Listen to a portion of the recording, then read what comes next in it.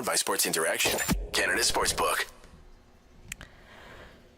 Hello everyone, welcome back to Gamer Winnipeg. My name is Lyss. I am one of your regular hosts and I am all by my lonesome today. After about a 2-week gap, I came back briefly to chat with Rachel early last week in that loss against the San Jose Sharks. But I've been away for a couple weeks. I spent a couple weeks in Montreal with school, which was very exciting for me, and I am back. And as you can probably tell by my voice, I am a little bit under the weather, so don't expect today to be crazy long of an episode, just because I think that if I try and talk for 40 minutes about the Winnipeg Jets top 6, I will probably put myself into a coma.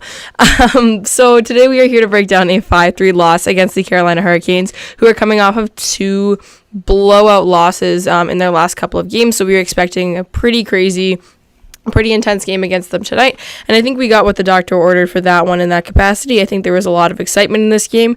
Before we get too deep into the specifics of the game itself, can we just talk a little bit about that building? I don't know about you guys, but I could tell more than many other games that I think I've watched in the recent past, that building was extremely energetic tonight, and the crowd was really into it. Obviously, they got really into it early on after that whole thing with the Dylan Sandberg hit, the Dylan DeMello goal that we'll talk a little bit about further into the show. But the ref you suck chant was so loud, and the team was just the crowd was just so excited and so into everything that was going on, which was super exciting, and I love that about hockey. And I think that, obviously we're going to talk about the game, but who would I be if not going off on a bunch of tangents about the most absurd things in the world? If teams like the Arizona Coyotes and even some of the other teams that have, lower fan attendance and not so great of stuff going on with their fan engagement, look at the Carolina Hurricanes. That team has had some crazy improvement in their fan base in the last couple of years. Obviously, having a good hockey team helps with everything, but man, oh man, they become a really fun team to watch, and their fans are super engaged and super involved in everything. And if the goal of watching tonight's game was to make me a Carolina Hurricanes fan, honestly, I think it worked. It was a lot of fun to watch. The Carolina Hurricanes are a really interesting team, and we'll talk a little bit about them as we go through the show. But before we do that, you want to bet? Then get in on the action at Sports Interaction. The boys of summer are back on the diamond, and March Madness is on deck. Bet pregame, live and play, or on one of our many prop bets. Sports Interaction makes it easy to deposit, play, and cash out. Head to sportsinteraction.com/SDPN. That's sportsinteraction.com/SDPN. Or if you're in Ontario, download the app now using the QR code that's at the bottom of my screen. 19 plus, please play responsibly, and if you believe that you have any kind of issue when it comes to sports betting or gambling in general, please find the appropriate resources to seek help, because you are not alone and there are resources out there to help you. So as you can see, once again, I'm all by myself tonight. So if you're in the chat and you have some thoughts on this game, I already see a lot of people in the chat have some particular thoughts that they're here to share about this team and about some of their players. Please do so. I'd love to hear from you and hear what you have to say. And it's awesome to see so many people here in the chat sharing their thoughts in the game early on. So I want to talk a little bit about some of the things outside of the specifics of in-game play right now, and I want to start by talking a little bit about benching as a whole. So in the second period, I believe, particularly the Mark Scheifele, Kyle Connor, and Nino Niederreiter line was benched a 5-on-5 play for a little bit. And obviously we saw that Nate Schmidt was healthy scratched a few games ago, and we know that Dylan Sandberg has had some healthy scratches as well, and Nikolai Ehlers has had some short benches as well and things like that. And I want to talk a little bit about benching, because I think that I believe, here I'll pull up, I got chat on my phone today, and we can see Noah says he thinks it's time to scratch Pierre-Luc and Wheeler. I think benching is something that is a little bit more foreign to this team when it comes to their star players under the Paul Maurice regime. It isn't something I don't think that most of us as fans are super familiar with and are super even comfortable with the concept of it, just because it's very foreign to us. But I think that Nate Schmidt has looked really good since coming back from being stretched, and I think that I don't think Kyle Connor looked much better at all tonight after being benched, but I think Nino Niederreiter looked pretty good throughout the course of the evening, even when he got switched to a different line. I think Mark Scheifele looked a little bit better later on and stuff like that, and I'm a big fan of benching, and I think that some of the players in this team need a little bit of a wake-up call. And Noah says that his picks are Pierre-Luc and Wheeler. My pick is Kyle Connor. I struggled with Kyle Connor's game tonight, and I've been struggling with him as of late. I think Mark Scheifele and Kyle Connor are really interesting and unique players, because when the team is firing on all cylinders, when the team is excited, when the team is pushing, when they're really, really, in a good position, those guys are impossible to stop. They're exciting to watch. They're able to put pucks in the back of the net in any situation. It's very exciting, but as of late, that hasn't really been the style of hockey that the Winnipeg Jets have been playing, and it's showing, in my opinion, in those two players and the way that they've been executing lately. They haven't been generating a ton. They don't look excited. They don't look thrilled, and I think Kyle Connor in particular just doesn't look overly engaged, and I don't know what's up, but his effectiveness is so limited when the team isn't dominant. And maybe that's a crazy thing to say, because every player, should be effective when their team is dominant, because that's what it means to be a dominant team. But I just find that motivation and that energy and that momentum just doesn't come from him. I think that he's able to capitalize and contribute when that momentum already exists, but he's just not generating any of that. And I need that from him if they're going to continue to play him on that first line at 5-on-5. There needs to be more generation there, and I'm really struggling with it lately. And I think that running a shorter bench tonight and having him sit for a little bit was probably a good thing. And I think more of that needs to happen, because I'm struggling with him as a player right now. And I think Noah said Neil Pionk and Wheeler, and it was so funny. I was actually talking to my dad about this earlier today, because Neil Pionk, we were talking about him, and we're like, he's such an interesting case, because someone like Kyle Connor, I want a bench, because I'm like, you're giving me nothing right now. And Neil Pionk isn't giving nothing. If you're watching him, he's trying. Like, he's out there and he's working hard and he's doing what he should be doing, but he's just messing up a lot. Like, I don't know if that's better or worse. Like, it's not like they need to go like fire him up or anything like that, because he's contributing and he's doing, but it's just the wrong kind of stuff. So it's I think benching and scratching is very effective when you don't think that you're getting the most out of a player and that they're not overly engaged or anything like that. But that's not what I'm seeing from Neil Pionk. I think he's just not very good. Brandon in the chat says, GG Jets, you guys made me nervous for a while, and I fully agree with that. I'm assuming Brandon here is a Canes fan. He says that Carolina shows up for games and is really loud in there. I love that. That's exciting, and I can't wait to see that barn in the playoffs. I think it'll be pretty cool. But I think that Carolina Hurricanes fans should have been a little bit scared tonight. And the Winnipeg Jets, honestly, not to blame David Riddick, and I think Mountain Boy Oakley early on in the chat before we even started said David Riddick is really bad. I love the hot take from that, because I think tonight was a little bit of a struggle from him. The Winnipeg Jets are right in it till the end. The Winnipeg Jets being right in it till the end against a team like Carolina is really important to me, because we know that Carolina is notorious for being people talk, they're like, oh, they're an analytics team, they're this, that, whatever team. They're not a team that has a ton of superstars. They're a team that has a lot of good players who play good hockey. So if you can fight tooth and nail till the end of a hockey game against a team that plays really good hockey, that's really encouraging to me, and I'm happy to see that from my team. So we definitely gave them a little bit of a run for our money on the Jets side of things tonight, but there was a lot that was still within their control that I think the Jets could have done a better job doing. But before we talk a little bit about that, I want to read what Noah says always in the chat with the post-game quotes. And I guess Ehlers got asked about Mark Scheifele's line getting benched. And Ehlers said, those guys have been very important in turning it around the last couple games. I'm not worried. Shit happens.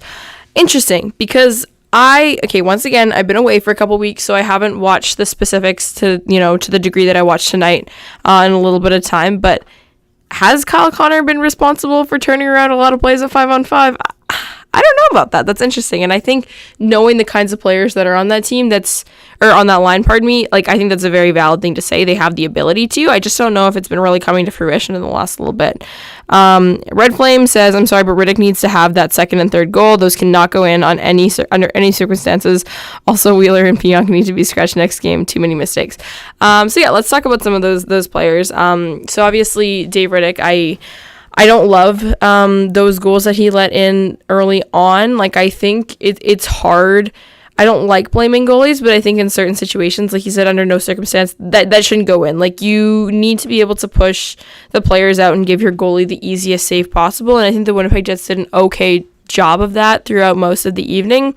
And sometimes your goalie does need to stop pucks. And in a couple of those situations, right, especially against a team that works as hard as the Carolina Hurricanes do, the Winnipeg Jets need to work just as hard in order to keep that momentum up. And I think they did a decent job of that. But one goal at the wrong time can wreck a lot of stuff. And I think that there were a couple of those situations where you really would have liked Dave Riddick to have some better rebound control and some better positioning to make those saves that he needed to make at those times. So I understand the frustration with Jets fans, and obviously Connor Hellebuck is our guy, and he's definitely been pretty good as of late. I know people kind of were struggling with him a little bit at some points during the season, which I think is always fair and justified if a player's not playing to their full capacity. But your backup goalie just needs to stop basic goals, and I don't even feel that was the case tonight, which is why I too struggle with Dave Riddick, and I think, if Kyle Connor and Mark Scheifele's line scores to the degree that we know they're able to score, those mistakes wouldn't have been as apparent from Dave Riddick, but sometimes players have off nights, and sometimes players or lines have off nights, and so you need to be able to stop those, and you need to be able to keep your team in things a little bit more. That's kind of a goalie's job, is those high-risk situations where your team is just relying on you. So it's really difficult, and I don't want to single him out as an individual, but lucky for him, I'm going to single out a lot of other people too. So I think Blake Wheeler is just an interesting player. We can talk a little bit about the specific pass that he makes on Nikolai Ehlers' goal. It's a beautiful pass. That pass gets blocked 8 out of 10 times that Blake Wheeler tries to make that pass as of late. So that's why I wasn't, obviously it's a nice pass and you want to, congratulate players when they make those nice plays. It was definitely a nice pass to make at that time, and that goal was very much needed, of course. But that's kind of what's been my frustration with Blake Wheeler as of late, is those passes he's been creating a little bit more in that negative category of some of those turnovers and things like that. So I think making those really sharp seam passes that he used to be so fantastic at hasn't been his particular area of relative strength lately, in my opinion. So I think that that's part of the reason I've been struggling him, is a lot of the mistakes that he makes are a play that he wants to make and that he thinks he can make, but it's just not the play to make at that time because it's not gonna work. And we see it on the power play with him a lot, where he sees a seam that would make for a really nice pass, but sometimes it just isn't there and you can't force it, especially against teams like the Carolina Hurricanes who jump on pucks so well. So I think that was something that was kind of put on display tonight, was the kinds of mistakes that Blake Wheeler has been making were a little bit more evident, because it's a team that's so much better at puck retrieval and jumping on those loose ones to create really positive possession early on, as opposed to fumbling around with it and then generating something. They're quite sharp and quick with those early pucks, in my opinion. So I think that was something that looked a little bit more apparent tonight. And as the Winnipeg Jets continue throughout the rest of the season, and hopefully into postseason, of course, you're gonna have more of those teams who are better at all those kinds of things, because the stakes are higher and teams are getting better in those areas. So I think that if you have a player that's making those kinds of mistakes, and you can't just wash it away and be like, oh, it's because they were playing against a really strong team. You need to be prepared to play against really strong teams. So I think that that's definitely a reasonable area of concern when it comes to Blake Wheeler for a lot of fans. But Noah says, how dare you defend Neil Pionk? He handles the puck like a hot potato. That's the other player I want to talk about. Lots of apparent mistakes. And I think it was Garrett Hole on Twitter identified he had something like 7 defensive zone turnovers or something tonight, which is ridiculous. The motivation is there for Neil Pionk. He's working hard out there. But man, oh man, the misreads and the miscues in the defensive zone are starting to get... Not starting to. Who am I kidding at this point? They're alarming, and they have been for a good chunk of this season so far. I'm very interested in this player. I find that he's just a really interesting... I almost want to call him an enigma. Honestly, he is. Neil Pionk is an enigma. Every time I watch him, I'm just like, wow, you amaze me, and not in a good way for the most part. But Neil Pionk, back on the first power play unit, of course, with Josh Morrissey being out. I just think that his puck management is weak, and I think that that's something that needs to get better in order for him to maintain the role that he's in. But that's not going to get better over the course of a couple games, over the course of a couple months, and all those kinds of things. So the correct answer is to reduce the role. You can't have a player playing like that in the role that he's in. There are a lot of players that are worse than Neil Pionk, and there are a lot of players who play less than Neil Pionk. And that's kind of how you're supposed to manage those players who come up with these errors, who make these errors and all those kinds of things, you just load manage them a little bit better, and they can be effective in different areas. We've talked about this with Blake Wheeler for years, about how he's not a bad hockey player by any means, but if you were to load manage him a little bit better, play him less minutes so that he doesn't get so worn out, and also match him against the lines that aren't so quick on the puck, that don't tighten up those passing seams as much as some other lines do, like, you'd have a more effective player. And that's 100% what needs to happen with Neil Pionk as well. Like, I think it's, at this point, it's a make or break for this team, because you can't have him continuing to play in the same role that he's playing in. Obviously, right now with Josh Morrissey being hurt, things are a bit different. I must say, Dylan Samberg and Dylan DeMello, chef's kiss. I love them a lot as a temporary solution with Josh Morrissey being gone. Yeah, I'm curious, for those of you who are listening in the chat, what you thought of some of those defensive pairings tonight. I'm going to drink some water and cough my lungs out for like 2 seconds, and I'll be right back. Holy cow. Okay, anyway, so I thought that I really liked the Dylan Samberg and Dylan DeMello pairing. I really liked Dylan Samberg's game in the last couple of months. I think he's been really fantastic. But I want to talk a little bit about the weirdness that was that first goal. It was so funny. I was on my couch, and, I don't really scream and yell during hockey games. I rarely cheer or anything like that. Like, especially when I have game over coming up afterwards, because I'm like, I need to watch what's going on. I need to figure out what's going on. I need to pay attention to all these little things and whatnot. And I'm not really in my fan mood. I'm in my, this is my job and I need to know what's going on mood. But today, that play was so weird. So I was watching the TSN3 broadcast, as I often do. I don't subscribe to like Sportsnet or TSN or foreign broadcasts or anything like that. So I always just watch the local one or whatever's on cable. And so obviously we saw Dylan Samberg lay a hit on Jordan Martinook, and the way that the camera angles on TSN3 were going, I was like, oh, this play has been called down. But then they switched the camera back to the live play, and I was like, oh, is this a replay showing what's going on? And I was like, hold on, no, this is still live. And I was so confused. And then Dylan DeMello scores, so I freak out, obviously, because if there's anything about me, I'm going to freak out when Dylan DeMello scores a hockey goal. I love that man so much. So it was so funny because I was so confused. And then but the cheering was also a little bit short-lived, because I'm like, can you explain like what just happened here? Like, obviously I saw the hit and I saw the scrum and all those kinds of things, but I was like, what? Like, there was just so much that I was a little bit all over the place on. And I think for those of you who are live right now, clean hit, obviously. Like, I think that that's the kind of hit that, you know, players will react to, especially when you see a player lumber off like that, especially when you see, does Jordan Martinook still have a name? I feel like he was put on like waivers earlier, like last year or something. I don't know. He did have an alternate captain, you know, patch at one point in his career. So obviously very important to this Carolina Hurricanes team. So they're all freaking out, but like, play the game until the whistle goes, man. Like, I have always found that to be very interesting. And, you know, I've played sports. I understand when you get heated, when you see when your player's down like that and all those kinds of things. But, like, the hockey game's still going on. And if you let them go on an odd man rush like that, like, that's not ideal. So wait till the whistle blows and then go after Dylan Samberg if you want to. I understand the sentiment there. It was just kind of absurd. And then, obviously, Dylan Samberg had to answer the bell later on in the period, or even in the next period or whatever it was, which I hate.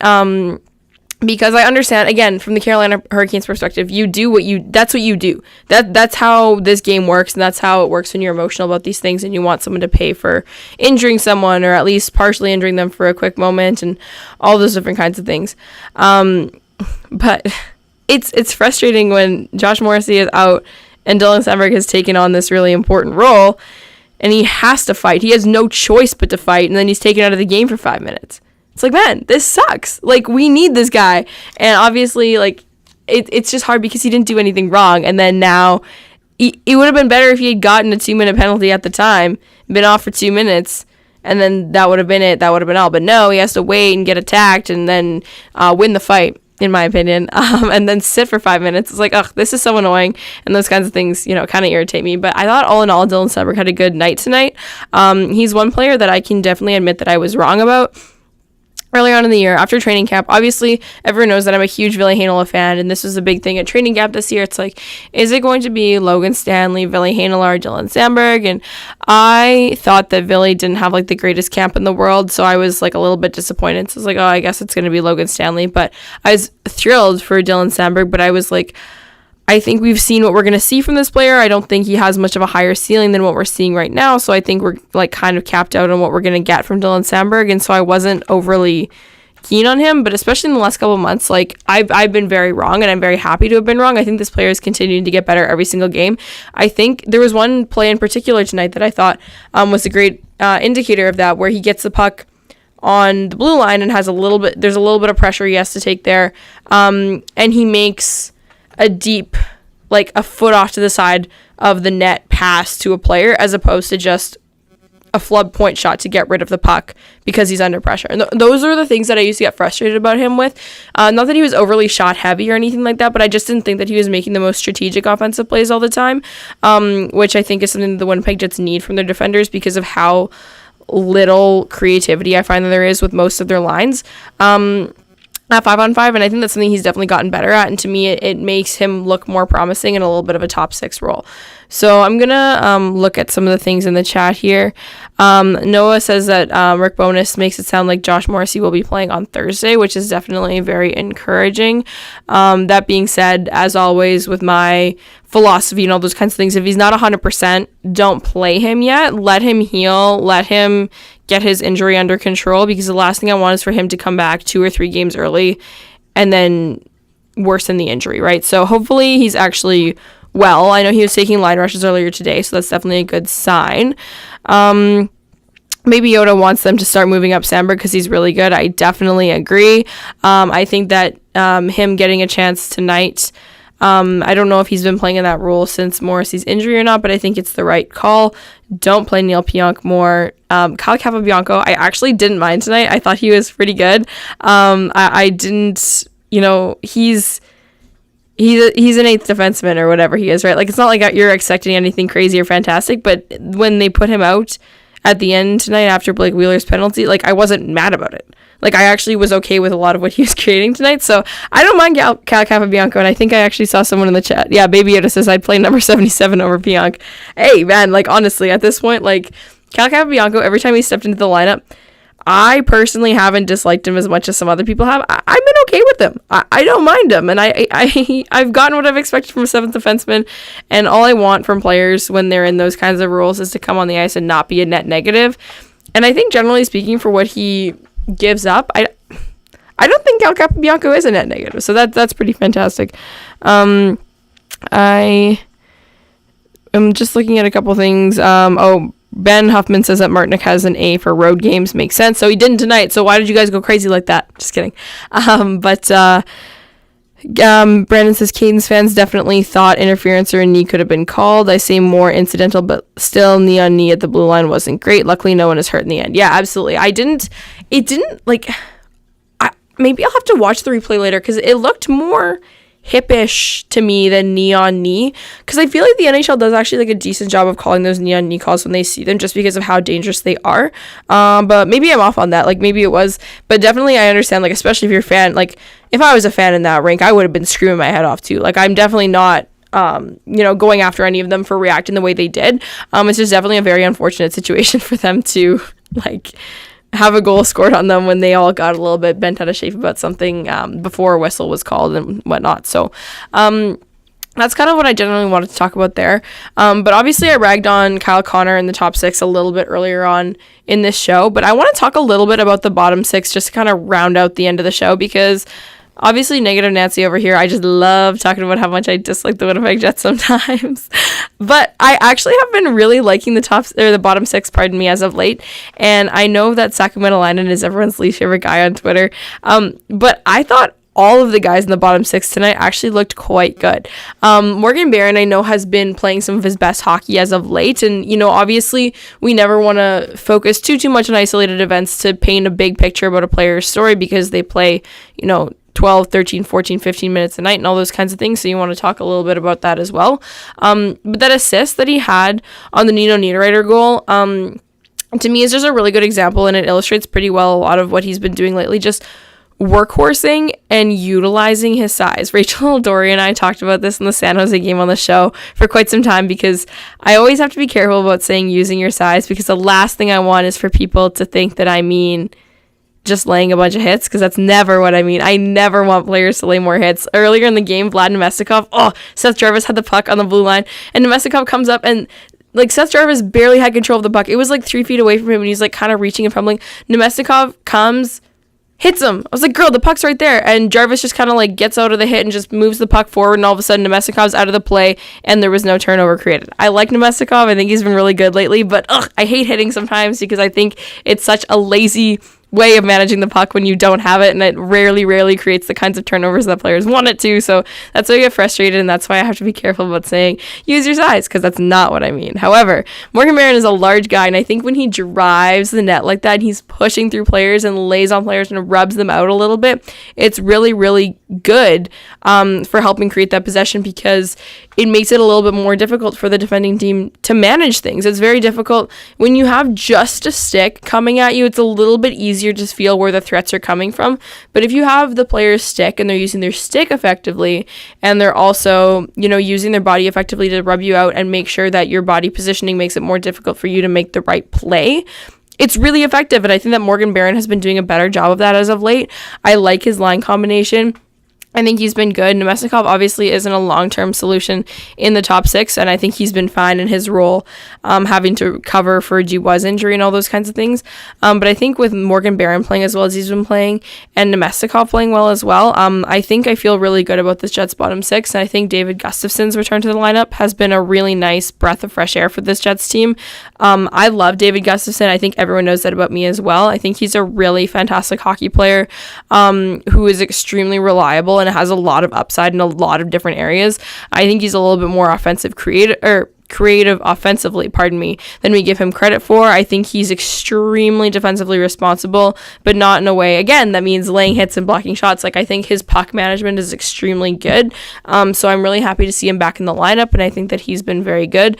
Kevin Stenlund, to me, today didn't have his best game that I've ever seen from him, but it was still a fine game, because I really liked what I've seen from Kevin Stenlund in the last little bit, and I think that player brings a lot to this bottom six, and I'm glad that he's been a player that has gotten a little bit of a leash and hasn't been bounced out of the lineup as much as guys like Sam Gagner have and stuff, because I think that Kevin Stenlund is really fantastic. So yeah, just to kind of close off the show, I always love to bring up my favorite Twitter account follow. If you are a Winnipeg Jets fan and you're listening to this and you don't follow Winnipeg Chief on Twitter, you're silly, you're crazy, you're missing out big time, because he always shares some great heat maps after the games and showing those shot maps of where all the threats came from. And also some of my favorites, he always gives a 3-line summary of every single line from the game. So I always like to test my knowledge. I'm like, ooh, let's see how what I'm saying stacks up against Winnipeg Chief, and from his tweets from tonight's game, agrees with me that Connor and Scheifele were extremely poor, and that Nikolai Ehlers looked pretty good, and that Blake Wheeler kind of redeemed himself later in the game. He thinks that the bottom six was both of the lines are fine. I think fine is pretty much all I really want from those bottom six guys at this point. I think that the last thing I want is for them to overcorrect and start being defensive liabilities, because they're trying to create too much offensively. Obviously, that we saw in that first goal. Yeah, the first goal I want to say tonight, when Brendan Dillon had to make his stretch exit pass and Kyle Connor was already cheating up, and Dillon had to make the pass and he missed, because Kyle Connor was way up there. I don't want my bottom six cheating for offense. I don't want my bottom six overcorrecting in a lot of those areas. So I think they were okay. I think they were good.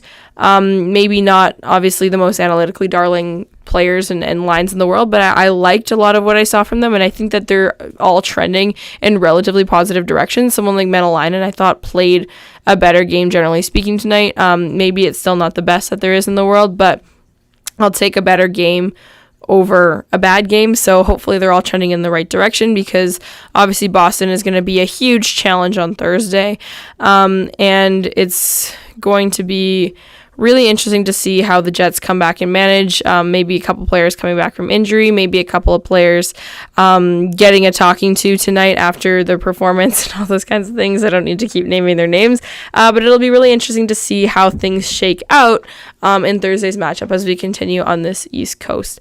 That's a lie. Thursday's game might be at home. It's definitely at home. I guess I just thought it was... I have no idea what's going on, guys. I've been completely out of it for the last couple of weeks, so I'm definitely back and all in now and going to be paying a lot more attention, especially to some of the other games going on across the division, as obviously, as it stands, the Central Division playoff race has Dallas, Minnesota, and Colorado in those 1, 2, 3 spots in the division, but it's really anyone's game at this point, and whoever takes the rest of the season and dominates will easily be able to secure some positive positioning in there. So it'll be really interesting to see how the next couple of games and weeks shake out for the Winnipeg Jets.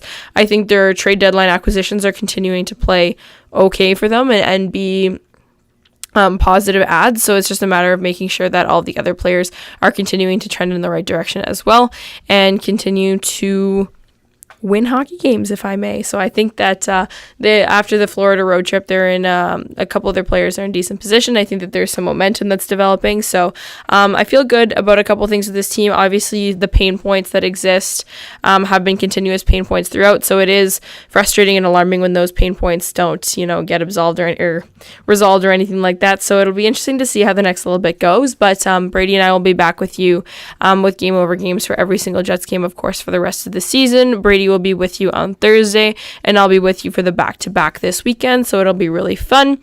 So make sure you check out Brady and I on Twitter. Of course, my handle is at LYSSHOUDE, so that's at Lyss Hood. Brady you can always find at NHL Chunky, and you can find both of us tweeting anything and everything about the Jets. Make sure you follow SDPN on Twitter as well. They have a lot of content coming out, and make sure you're subscribed on YouTube. For those of you who are in the chat with me live tonight, thank you very much for tuning in. I apologize that I sound like I just ate a bunch of gravel, but hopefully that resolves itself before the weekend shows, and I'll join you in full health, and we'll have lots to talk about this weekend. So thank you so much, everyone, for tuning in, and we will see you next time. Powered by Sports Interaction, Canada Sportsbook.